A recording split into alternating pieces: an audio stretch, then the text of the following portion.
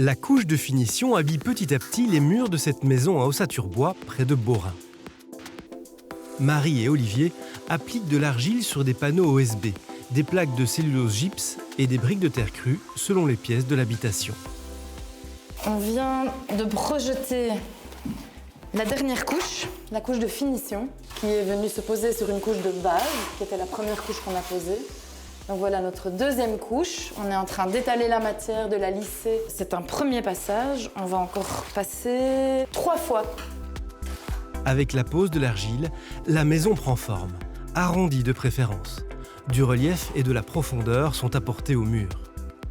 C'est-à-dire qu'il y a un grain qui est perceptible, alors même que la surface est lisse, mais visuellement, on perçoit le grain, on perçoit l'hétérogénéité du mélange. Ça donne des murs plus intéressants à regarder. Et puis alors il y a la forme que nous on aime bien donner, qui sont de multiplier autant que possible les angles arrondis.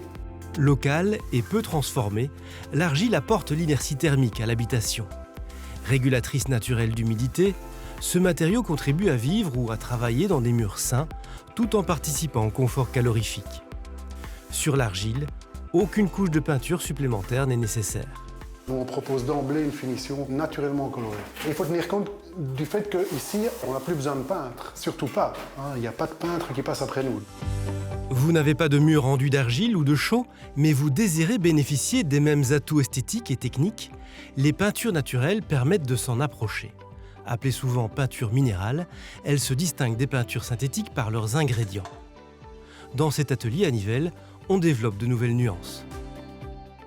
Même si c'est à base d'eau, ce seront des argiles, de la caséine, qui est une molécule qui vient du lait. Ce seront des peintures à la chaux, des peintures au silicate, c'est du verre liquide, ou d'autres additifs qui sont issus du monde végétal, du monde minéral. Donc la grande différence, c'est la composition. Et l'autre grande différence, c'est de proposer aussi des produits qui ne vont pas endommager, détruire la qualité de l'air intérieur et encore moins impacter négativement la santé du consommateur.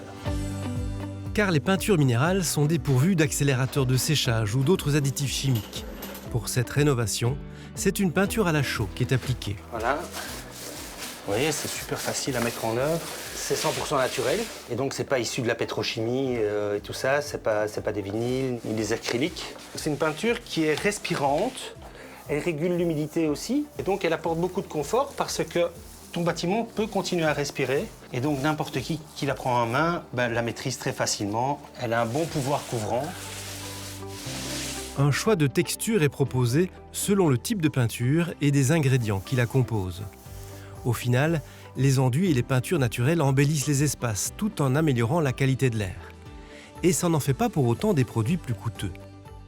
L'objectif, c'est que le consommateur puisse accéder à ce type de produit. Ça reste des produits de qualité et ce n'est pas plus cher, c'est parfois voire même moins cher que des peintures dites conventionnelles. Et pourquoi pas essayer autre chose que la peinture ? Collé au mur, le feutre en laine de mouton réchauffera l'atmosphère d'une pièce de vie, de travail ou de repos, tout en apportant une correction acoustique. Enfin, pour les sols et les meubles, les huiles de teinte et de protection du bois occupent aussi les rayons des produits naturels.